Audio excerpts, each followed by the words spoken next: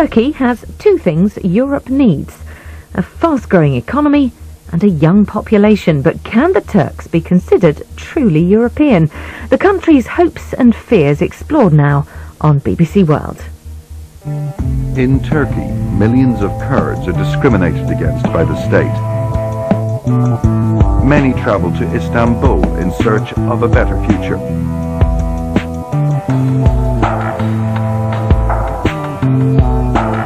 They join a cosmopolitan city that now points towards the West and Europe.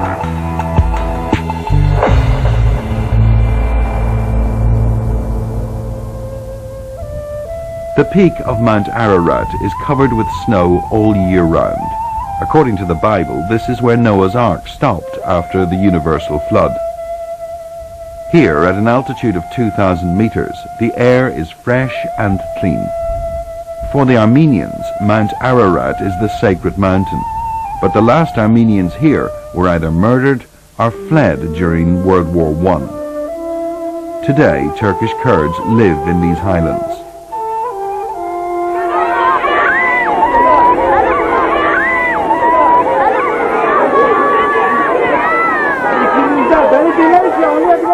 Over 80 years ago, Kemal Ataturk, the founder of modern Turkey, made the public schools a tool for fostering modern European values: secularism, republicanism, Turkish nationalism, and equality for women. In Turkish, Ararat is Ahri, and this is the province of Ahri. The people here make a living from animal herding, and it's the country's poorest province. The per capita income is 500 euros, just a twelfth of the richest province. The 14 million Kurds who live in eastern Turkey complain about a lack of investment. They say that the state is strangling them economically to curtail the rise of Kurdish political power and force the people to emigrate to cities in western Turkey. The war between Kurdish separatists and the Turkish army caused 30,000 deaths, and it's still not completely over. Memories of reprisals, imprisonment and torture are still fresh, and the soldiers have kept many people who were forced out of their towns from returning. Fear casts a deep shadow over this peaceful valley. Ali, a 14-year-old student, is traveling to Istanbul.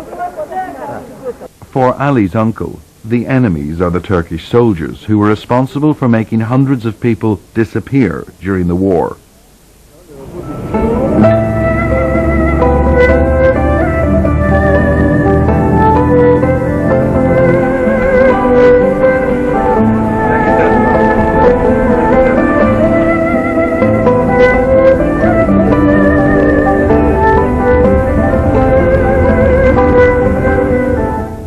As soon as they leave the Kurdish provinces behind, the cities start to look different. 50 years ago, Istanbul had only 1 million inhabitants. Today, it's a sprawling metropolis of 15 million people, lining both sides of the Bosphorus Strait, with one foot in Europe and the other in Asia. Millions of Turkish and Kurdish peasants from the eastern regions of the country have come to Istanbul in the last 40 years. This has created new problems for the city, but it's also filled it with a new vitality and given it a spectacular economic boost. Commercial hustle and bustle can be seen in Aksaray, a neighborhood where new arrivals find jobs as waiters, drivers, textile or construction workers. The Mat Basilar manufacturing complex houses 900 graphic and cardboard manufacturing companies, about 50 cafeterias and a mosque.